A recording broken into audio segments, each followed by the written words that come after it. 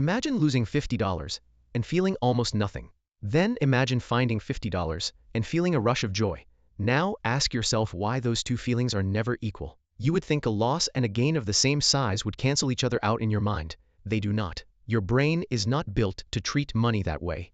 And once you understand why, you start to see a hidden force that has been shaping almost every financial decision you have ever made. Here is the strange part. The pain of losing money is not just uncomfortable. It is measurably stronger than the pleasure of gaining the same amount. Psychologists Daniel Kahneman and Amos Tversky spent years studying this asymmetry, and their work eventually became the foundation of what is now called prospect theory. Their research suggested that losses feel roughly twice as powerful as equivalent gains. Losing $100 does not simply feel bad. It feels almost as bad as gaining $200 feels good. This is not a flaw in your personality. It is a wiring pattern shared by almost everyone. But why would evolution build a brain like this? Think about your ancestors thousands of years ago. A missed meal could kill them. A missed opportunity for an extra meal was disappointing, but survivable. In a world of scarcity, avoiding loss mattered more than chasing gain.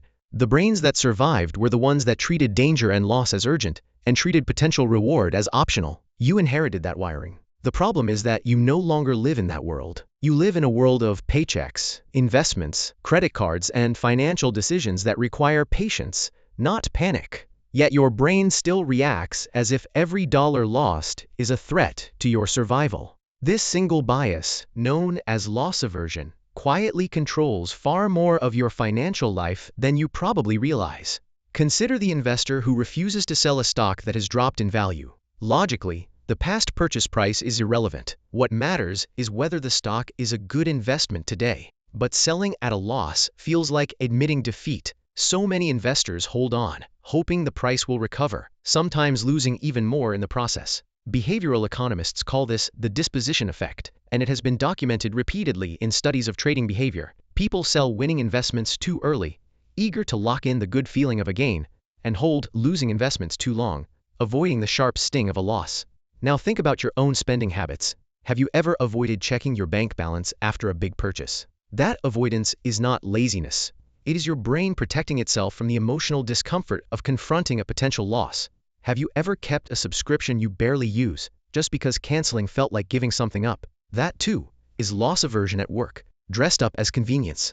There is a well-known real-world example that captures this perfectly. In the late 1970s and early 1980s, retailers began offering discounts for cash payments instead of credit card payments. Credit card companies pushed back, arguing that framing it as a cash discount was more acceptable to consumers than framing it as a credit card surcharge. Even though the two options represented the exact same price difference, one felt like gaining a discount, and the other felt like losing money through a penalty.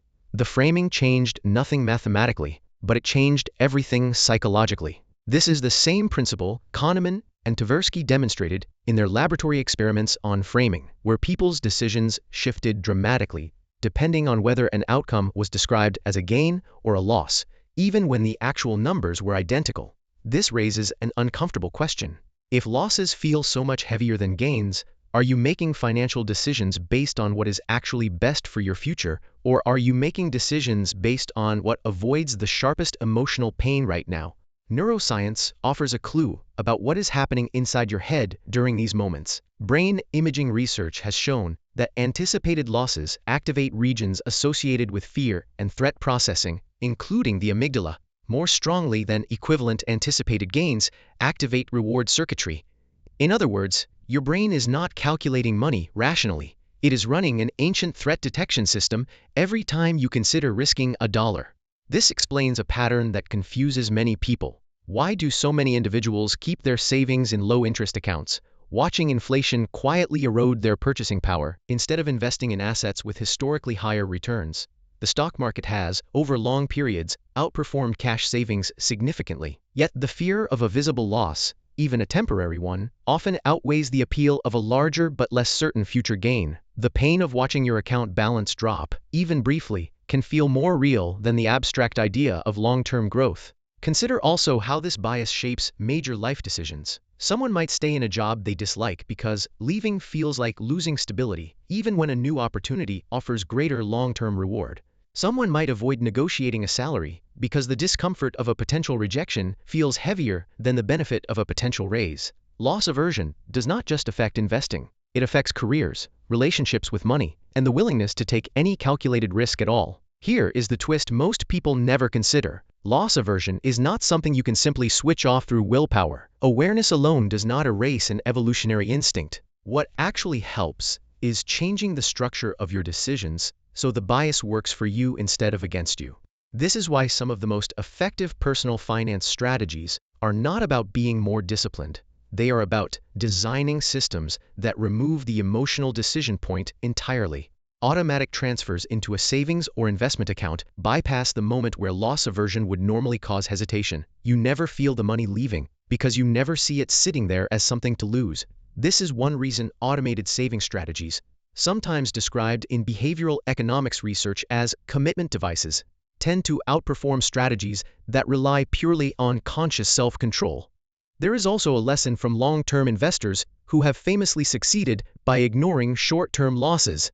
Warren Buffett has repeatedly emphasized a simple idea, that the ideal holding period for a good investment is essentially forever, because short-term price drops are noise, not signals of failure.